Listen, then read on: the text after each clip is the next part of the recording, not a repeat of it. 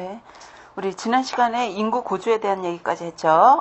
인구 구조는 워낙 중요하기 때문에 여러분들이 꼭 신경 써서 보셔야 됩니다. 성별 구조, 연령별 구조가 있다고 그랬죠. 연령별 구조는 부양비라던가 인구 구조 5대 유형 이게 속한다고 그랬고요. 네. 그래서 그 연령별 구조에 부양비와 인구 구조 유형 5대 유형이 들어가죠. 근데 요 부양비가 4가지였었잖아요. 그 4가지 종류가 우리 총부양, 유년부양, 노년부양, 노령화 지수가 있다고 그랬는데 부양비는 우리 연령 구성 중에서도 생산인구하고 비생산인구의 이 구성을 본 거죠. 제가 참고하라고 한 포인트 박스 부분은 이 부분은 우리 앞에서 봤기 때문에 여러분들 참조하라고 했잖아요. 유념해야 될 것이 뭐냐면 부양비는 생산인구하고 비생산인구의 비율을 본 거에 비해서 우리가 인구의 고령화 이거는 전체 인구 중에서 노인 인구가 차지하는 비율을 얘기하는 거예요. 생산 인구 중에서 비생산 인구, 노인 인구가 차지하는 비중을 얘기하는 게 아니라 전체 인구 중에서 노인 인구가 차지하는 구성 비율이 어느 정도인가에 따라서 고령화를 분류하는 거죠. 그래서 7% 넘어가면 고령화 사회, 14% 넘어가면 고령 사회, 20% 초과하면 초고령 사회 이렇게 분류하는 거죠. 예, 요거 여러분들이 이미 알고 계셨을 텐데 유념해야 될 것이 생산 인구 중에 노인 인구가 아니라 전체 인구 중에 노인 인구가 차지하는 구성 비율이라는 것, 요거 다시 한번 우리가 짚고 넘어가야 될 것 같아서 말씀드리는 겁니다. 인구 구조 유형, 5대 유형은 요거 5가지 다 많이 나오는 거거든요. 다시 한번 잘 정리하시고, 이번 시간에는 어디부터 가냐면 인구 문제에 대한 얘기로 넘어가도록 하죠. 여러분들 인구 문제는 인구가 늘어나도 문제고 줄어들어도 문제예요. 여러분들 인구가 줄어들어도 문제가 되는 거거든요. 우리나라는 2020년이 지나면은 인구가 줄어들 거라고 예측을 하는데요.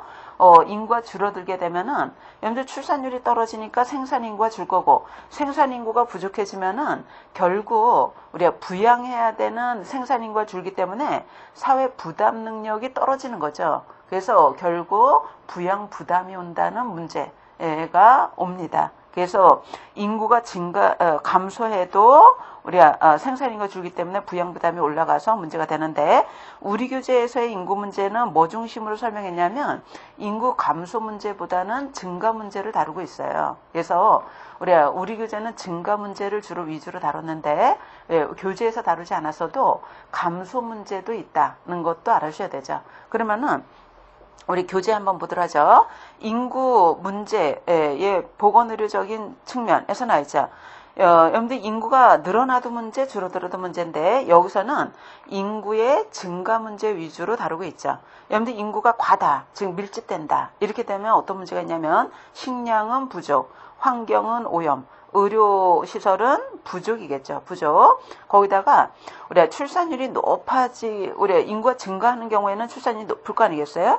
모자 문제가 돼도 될 거고 모자 건강이 돼도 될 거고 다산과 짧은 출산 간격 3번 고령화로 인해서 모성 사망률, 모성 보건의 문제도 발생되는 거죠. 그러니까 결국 모자 보건의 문제도 생길 거고 그 밖에 질병, 그 밖에 질병도 증가. 여러분들 사망률도 올라가겠죠. 이런 문제가 올 수 있다는 거예요. 예, 그 밖에도 인구가 증가하게 되면 사회 경제적인 측면에 문제가 나타나는데 사회 경제적으로는 생활 기반이 우리 약화될 수 있고, 우리 문제가 될 수 있고요.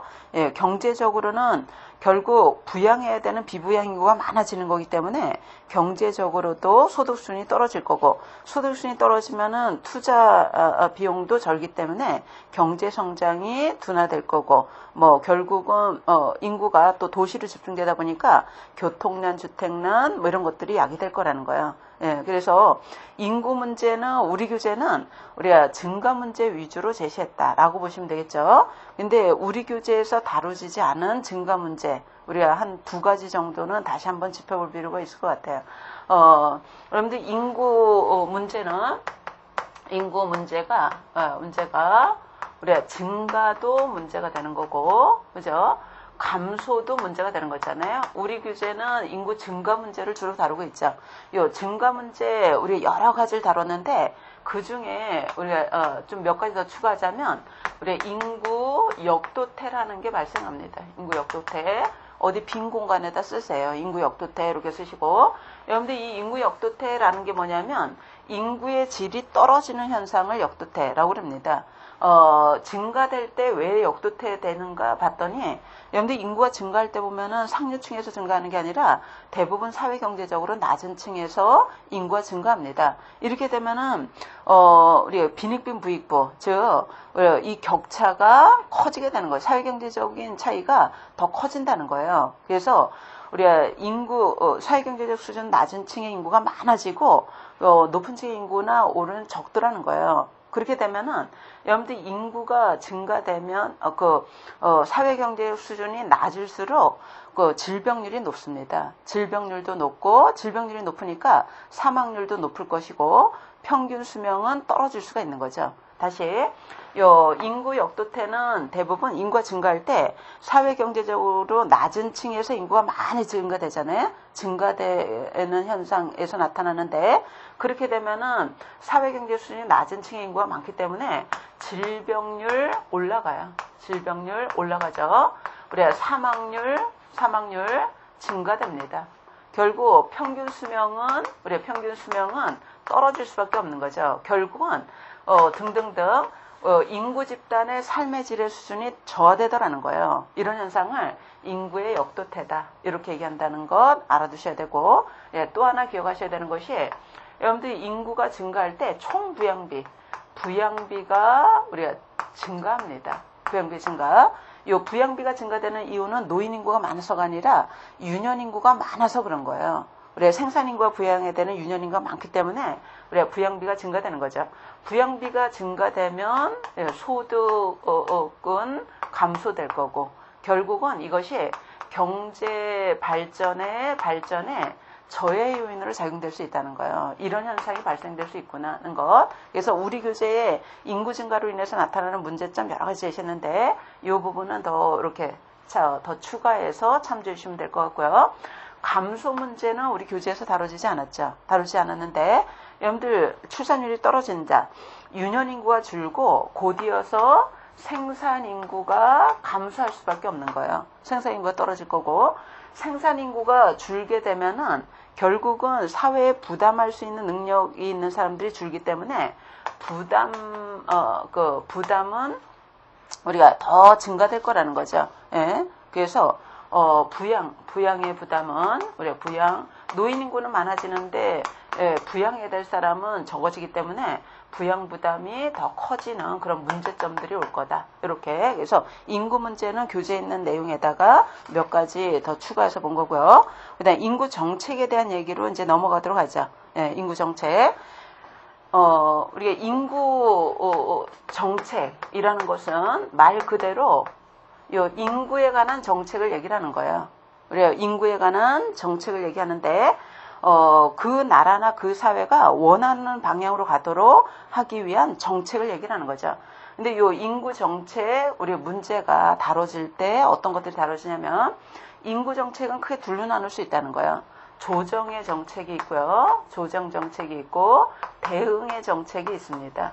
여러분들 이 조정이라는 것은 사전적 의미가 내포되어 있는 거예요. 사전에 미리 바꿔나간다는 거잖아요. 사전에 조정이 있고, 대응이라는 것은 이미 발생한 문제에 대해서 대응한다는 거예요. 대처한다는 의미죠. 그래서 사후적인 성격을 갖고 있습니다. 그래서 사전에 조정해 나갈 수도 있고 사후에 대처해 나갈 수 있다는 거예요. 그러면은 사전에 조정해 나가는 방법은 우리가 인구에 관해서 양을 조정할 수도 있고, 양적 조정도 있고요. 그 다음에 인구의 질을 조정해 나갈 수도 있겠죠. 양적 조정, 질적 조정 이렇게 나눌 수 있어요. 여러분들 이 양적으로 조정한다는 것은 인구의 규모라던가 밀도라던가 뭐 이런 거, 분포 이런 것들을 조정해 나가는 거죠. 우리나라의 대표적인 것이 인구 가족 계획, 즉 출산 조절이라던가 또 인구 재배치하는 것, 우리가 분산하는 것 이런 것들이 양적 조정의 대표적인 거고요. 요 인구의 질을 조정하는 방법의 대표적인 것은 뭐냐면, 여러분들 인구 구조를 안정화시키는 거는 여기에 들어가는 거예요. 성비 구조를 안정화시킨다, 연령별 구조를 안정화시킨다 이런 것들은 질적 조정. 그래서 인구 구조를 안정화시키는 정책이라던가 아니면은 인구의 자질을 높이기 위해서 보건이나 의료, 복지사업 이런 것들을 실시하는 것, 이런 것들은 질적 조정에 들어간다라고 볼 수 있어요. 그래서 어떤 정책이 어디쯤에 해당되는가 보셔야 되고요. 그 다음에 이 대응 정책 같은 경우에는 이미 발생한 문제에 대해서 대처하는 거거든요. 그래서 대응 정책에는 식량 부족하면 식량 늘리고, 주택 부족하면 주택 늘리고, 교육시설 부족하면 교육시설 늘리고, 뭐 이런 우리 환경이 오염되면 오염에 대해서 대책 세우고, 이런 것들이 대응 정책쯤에 해당됩니다. 그래서 여기에서는 대부분 문제가 양적 조정, 질적 조정, 대응 정책, 어떤 정책이 어디쯤에 해당될 것인가, 이걸 알아볼 수 있으시면 될 거다는 겁니다. 우리나라의 미래 인구 정책의 방향 가도록 하죠. 그러면은 우리나라는 우리가 인구 정책 어떤 방향으로 가고 있는가, 그 방향에 대한 얘기를 해보도록 하죠. 방향. 여러분들 우리나라 현재 인구 문제가 어떤 문제가 있는가 이걸 알아야지 우리나라가 인구 정책 방향이 어떻게 가고 있구나, 이걸 이해할 수 있는 거죠. 현재 합계 출산율, 여러분들 합계 출산율이 저 앞에서 봤어요. 우리 모자보건에서 봤잖아요. 합계 출산율이라고도 하고 생산율이라고 들으죠. 요 합계 출산율은 저하되고 있어요. 출산율이 저하되고 있기 때문에 방향은 출산율을 증가시키는 방향으로 가고 있죠. 그죠? 증가시키는 방향으로. 그 다음에 인구 노령화. 여러분들 노령화라는 것이 뭐였었냐면 전체 인구 중에서 노인 인구가 차지하는 비중이 늘어나는 걸 노령화라고 그러죠. 우리나라는 노령화 속도가 굉장히 빠르게 진행되고 있기 때문에 노인 인구가 차지하는 비중이 많아지고 있다는 거예요. 그래서 앞으로의 정책 방향은 노인의 삶의 질을 높이기 위한 인구 정책 방향으로 가고 있겠구나, 이렇게 보시면 되겠고요. 그리고 우리 앞에서 인구구조 5대 유형 중에 우리가 5대 유형 중에 피라미드, 종형, 항아리, 요거는 국가 형태라고 그랬잖아요. 우리나라는 종형에서 항아리형으로 바뀌어가고 있습니다. 통계청에서 발표한 바로는 우리나라는 항아리형으로 발표하고 있어요. 그래서 아직까지 인구가 줄지는 않고 있으나 유년 인구가 50세 이상 인구의 2배가 안 됩니다. 그래서 우리가 이론적인 요 인구구조형하고 현실하고는 지금 현재는 딱 들어맞지는 않는데요. 원래 항아리형은 인구가 감소해야 되잖아요. 감소하진 않지만 유년 인구가 노년 인구에 비해서 2배가 우리가 안 돼요. 그래서 항아리형에 해당되는데, 이런 연령층으로 보자면은 이런 불균형으로 가고 있기 때문에 우리가 유년 인구는 늘려가야 돼요. 그래서도 출산율을 늘리는 방향으로 가서 연령별로 어느 정도 안정화시키는 방향으로 가고 있고요. 그 다음에 양적인 인구 조정 정책에서 질적 인구 정책으로 변환해야 된다, 이렇게 얘기를 했죠. 그런데 그렇게 설명할 수도 있고요. 아니면은 어떻게 설명하는 게 더 적합하냐면, 우리가 과거에는 인구가 막 늘어났잖아요. 우리나라 특히 전쟁 이후에 60년대에 베이비붐 현상이 발생되면서 출산율이 아주 높았어요. 그래서 인구가 급격히 증가됐기 때문에 60년도에 우리나라가 정부 사업으로 가족계획 사업이 채택이 됐거든요. 그래서 계속 출산 억제 정책을 하다가 우리 2000년 되기 바로 전에 출산 장려 정책으로 180도 바꿔서 출산을 장려하고 있어요. 그래서 우리나라는 요 양적 조정, 출산율을 좀 높이기 위한 양적 조정 정책도 하면서 인구의 질을 향상하거나 구조를 안정화시키는 정책도 하고 있고, 이미 발생되는 문제에 대해서 대처도 하고 있거든요. 그래서 과거에는 요 양에만 집중해서 인구 정책을 펼다면 오늘날에서는 양에서 질로 바꾸고 있다, 이렇게도 맞는 거지만 양적 조정, 질적 조정, 대응 정책이 우리가 골고루 우리가 추진하는 방향으로 변화되고 있다, 이렇게 설명해도 맞는 거예요. 그래서 우리나라 인구 정책 방향은 이렇게 가고 있다는 것 알아보시고, 거기 우리 교재에 인구 증가 억제책, 인구 분산 정책, 해외 이주 사업 정책, 과거에 이러이러한 사업 정책이 있었다는 얘기를 소개하고 있는데, 그거는 여러분들이 참조해 주세요. 참조해 주시고, 이제 어디로 가냐면 넘기셔서 질적 향상을 위한 인구 정책의 방향에서 나온 거 있죠.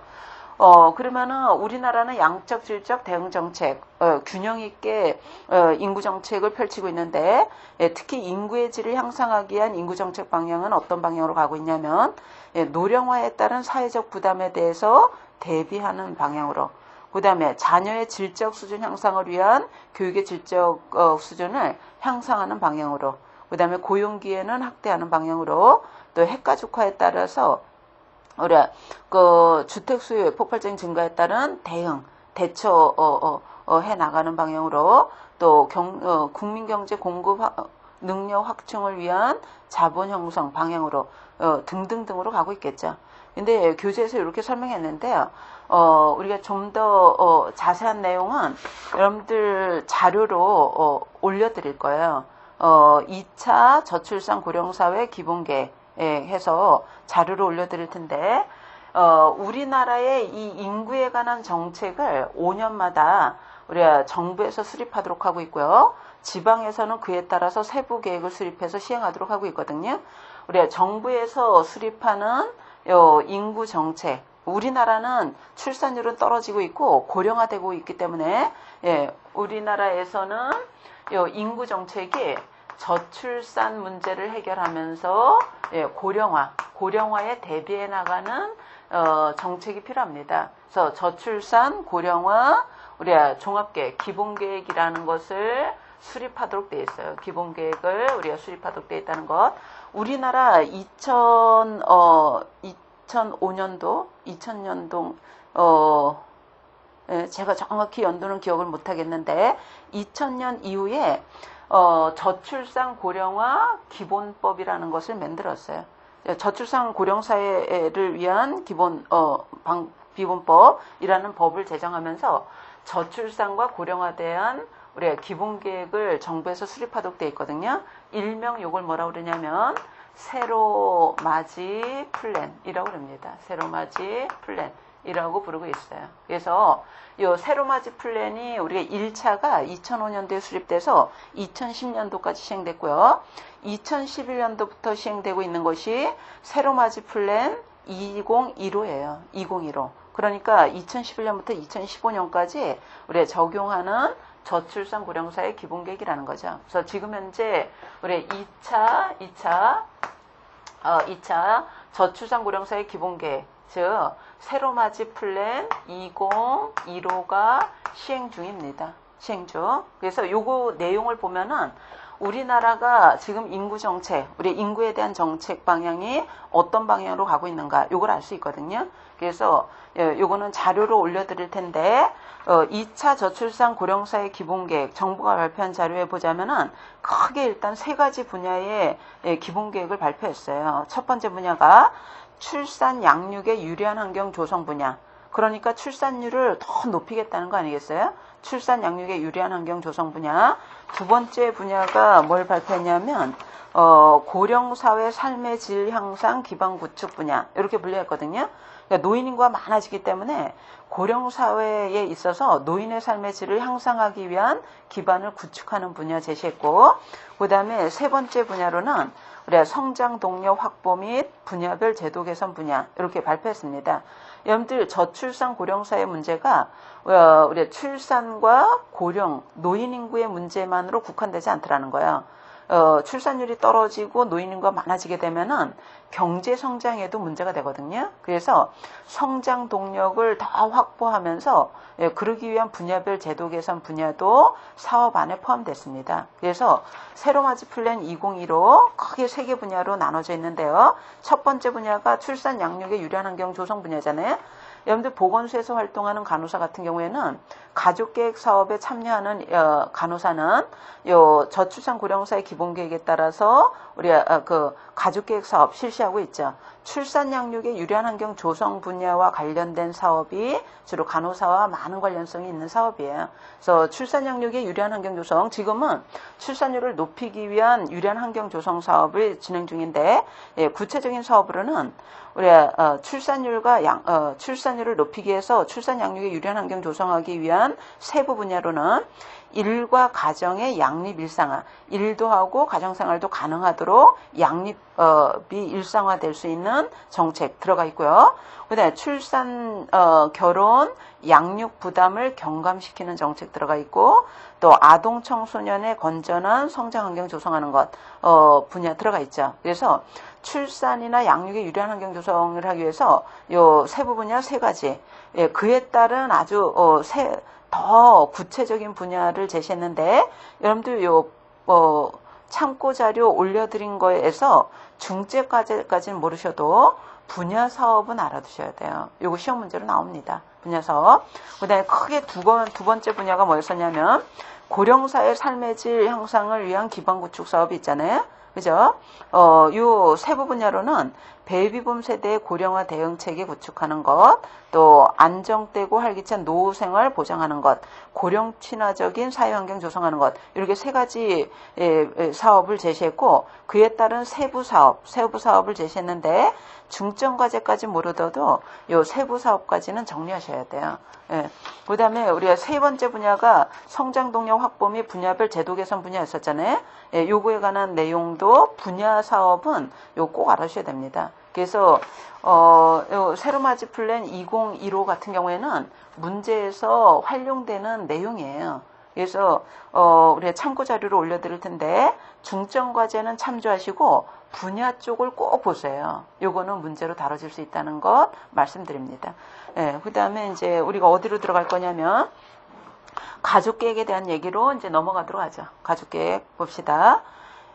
우리나라에서는 이 가족계획 사업이 뭐의 사업으로 추진되어 왔냐면 요 양적 조정 정책 사업으로 추진되어 왔기 때문에 인구를 늘린다, 줄인다, 출산을 뭐 억제한다, 장려한다 이런 의미로 사용되잖아요. 근데 원래 그런 의미를 갖고 있지 않아요.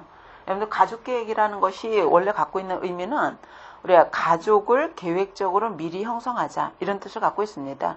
그래서 몇 명의 아이를 어느 정도 터울로 잘 계획해서 우리가 가족을 잘 형성해서 우리가 책임을 다하자 이런 뜻을 갖고 있다는 것 알아두시고 가족계획에 대한 정의는 단순하게 우리가 출산을 늘린다 줄인다 이런 의미가 갖고 있지 않죠. 가족을 미리 계획적으로 잘 형성하자 이런 뜻을 갖고 있다는 거예요.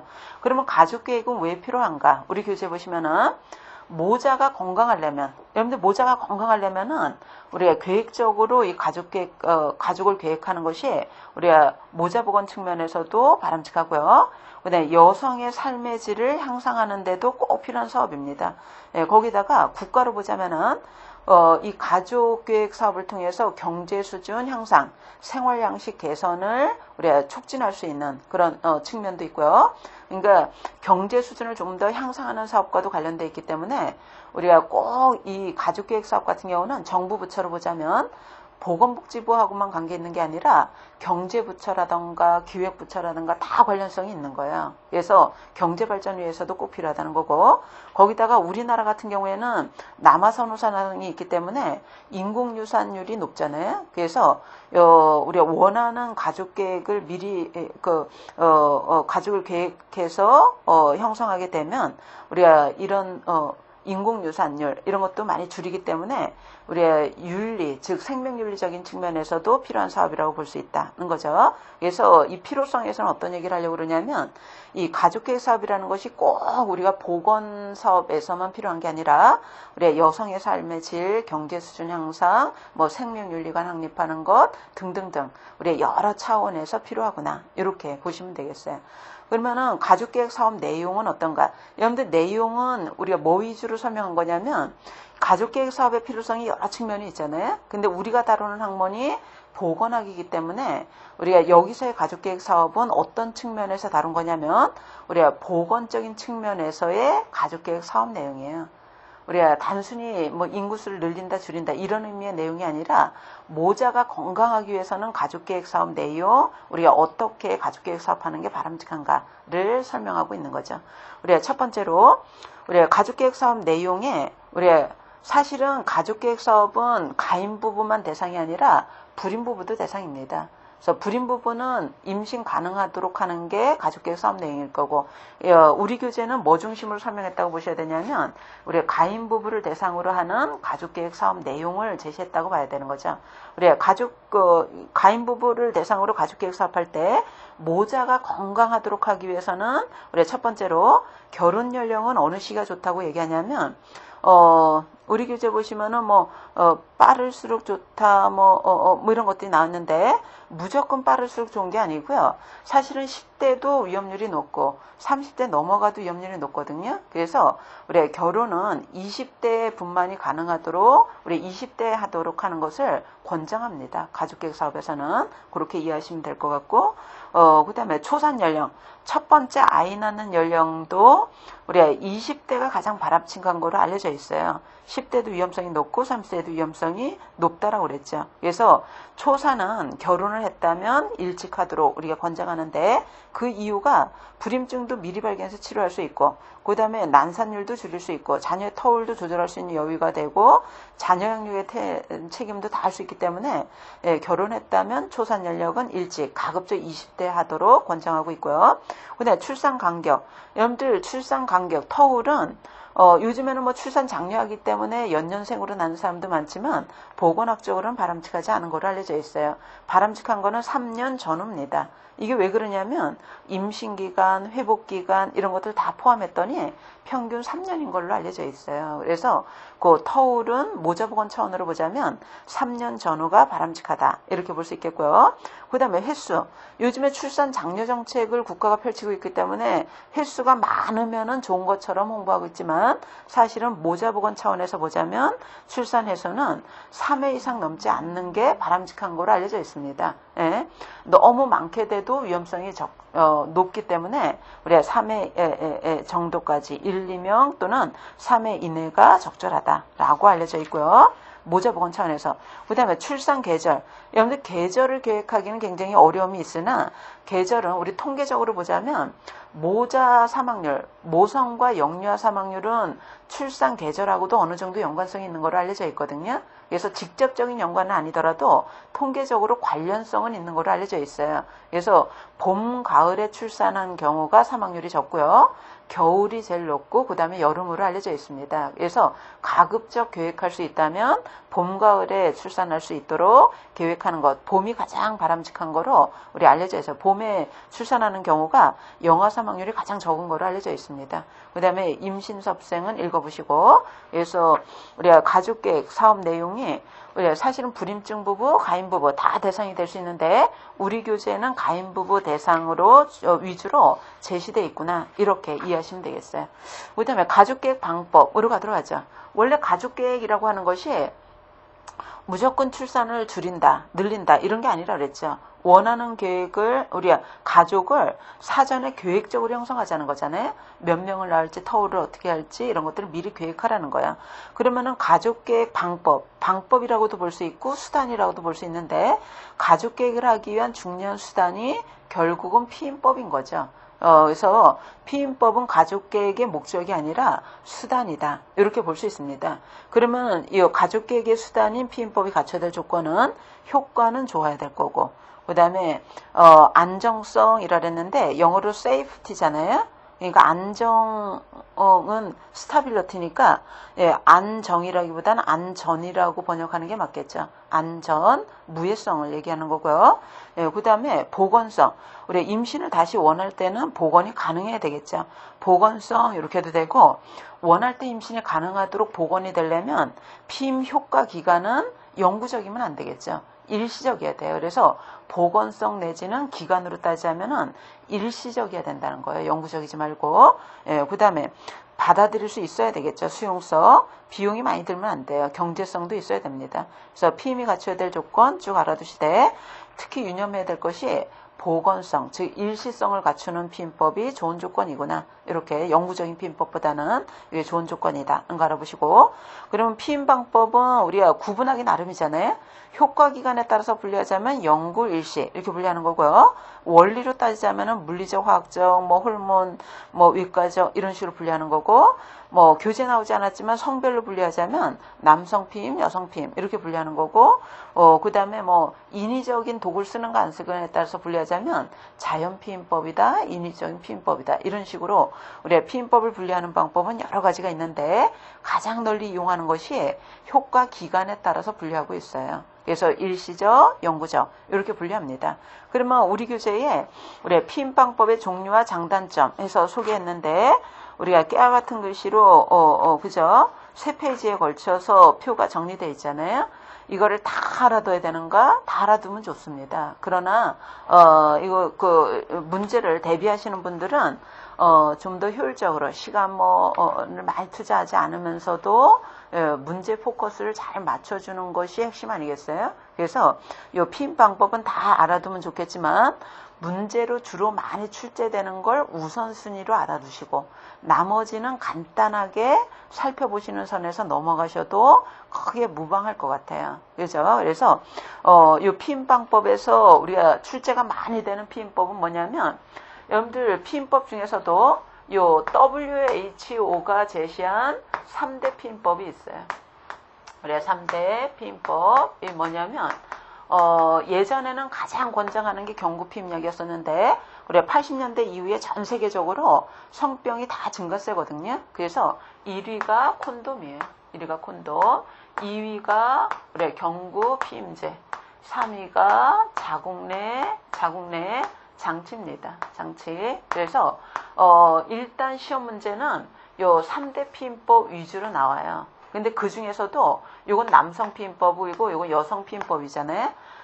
시험 문제 제일 많이 압도적으로 많이 나오는 게 뭐냐면 여성 피임법이 압도적으로 많이 나옵니다. 그래서 여러분들이 정리하실 때 어떤 거에 포커스를 두셔야 되냐면 아무래도 시험 문제에서 많이 포커스를 두고 있는 피임법 위주로 보셔야 되잖아요. 그래서 경구 피임제하고 자궁내 장치 대부분의 문제가 여기서 출제됐던 걸 볼 수 있거든요. 그래서 이 부분은 자세하게 보셔라는 거고, 그 다음에 남성용 콘돔 같은 경우는 우리 여성용 콘돔이 페미돔이죠. 페미돔하고 이렇게 비교해서 보시되 출제빈도 높지 않아요. 그래서 간단하게 보시고 나머지 피임법도 우리가 자세하게 본다기보다는 간단하게 쭉 살펴보시는 선에서 보도록 하시기 바랍니다. 그래서 우리는 피임법은 요 경구 피임제하고 자궁내 장치 출제 빈도가 가장 높다 보니까 요거 위주로 우리가 살펴볼 거고 나머지는 간단하게 보고 넘어가는 정도로 우리가 같이 학습하도록 하자. 그러면은 그 피임법 중에서 먼저 경구용 피임약 먼저 봅시다. 순서와 무관하게 경구용 피임약 보도록 하죠.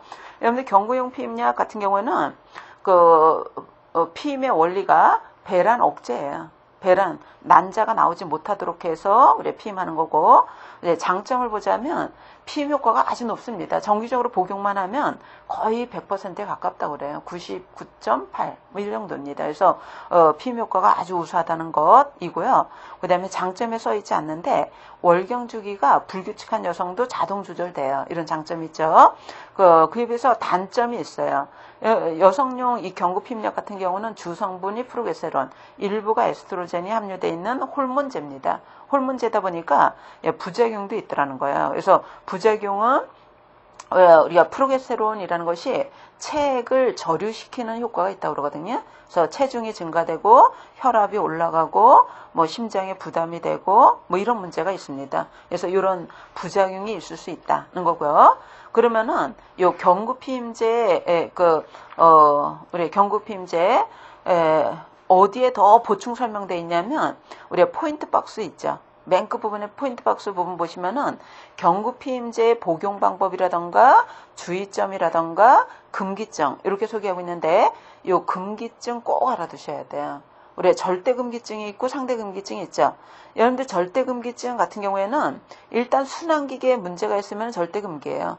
혈전, 색전증, 뇌혈관, 심혈관, 고혈압 이런 것, 중증의 고혈압, 2기 이상의 고혈압, 심장팍막, 이런 것들.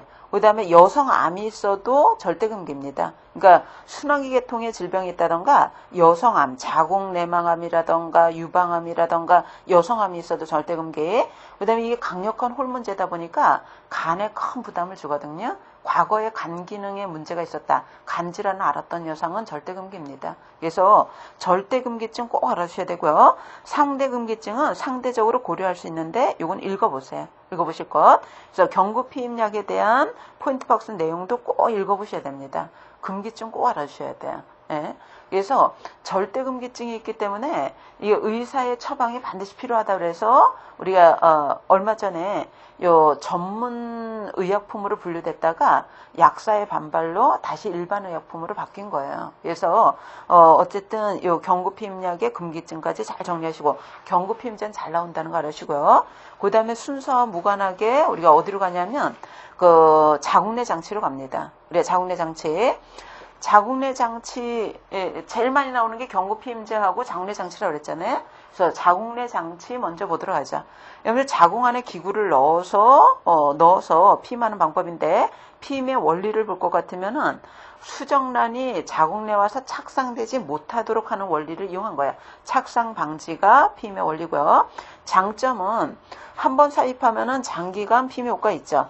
우리가 평균 3년이에요. 3년이면 터울 조절하기에 적합한 거 아니겠어요? 그래서 시험 문제에 우리가 터울 조절하기에 적합한이라고 나온다면 요 자궁내 장치가 적합합니다. 그래서 장기간 피임 효과, 터울 조절에 적합하다는 것 이고요. 그렇기 때문에 간편하고 우리가 긴 피임 효과가 있기 때문에 경제성도 있는 거죠. 근데 단점은 뭐냐면 전문가의 진단이 있어야 되고 출산의 경험이 없는 사람 할 수 없고 자궁 모양에 이상이 있는 경우에 할 수 없고 부작용으로는 자궁 내부에 문제가 발생될 수 있고요.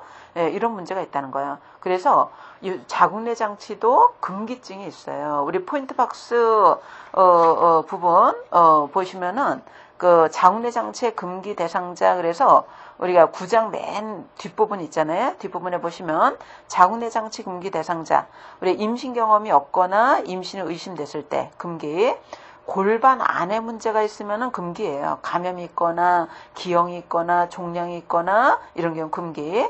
그 다음에 자궁내 장치 부작용으로 제거한 사람은 완치될 때까지는 금기겠죠. 그 다음에 월경량이 많아도 금기입니다. 예. 왜냐하면 자궁내 장치의 부작용 중에 하나가 출혈이에요. 그래서 출혈이 있어도 금기. 그 다음에 이 출혈이 부작용으로 있을 수 있다 그랬잖아요. 그래서 빈혈이 있거나 심질환이 있거나 이런 사람도 금기. 네, 여러분들 성병을 이미 알았던 사람은 이미 안에 염증이 있기 때문에 어딘가가 이렇게 막혔을 가능성이 있거든요. 이러면은 자궁내 장치라면 염증이 더 심해집니다. 그래서 성병의 기억력이 있어도 금기. 그리고 하나 더 추가하자면 월경통이 심한 여성도 금기예요. 왜냐하면 자궁내 장치를 하면은 월경통이 더 심해지는 걸로 알려져 있습니다. 그래서 요 자궁내 장치하고 경구피임제의 금기증 요거 반드시 알아주셔야 돼. 알아주시고 일단 지금까지 출제됐던 문제를 보면은 요 두 가지가 제일 많이 나오는 걸 볼 수 있어요.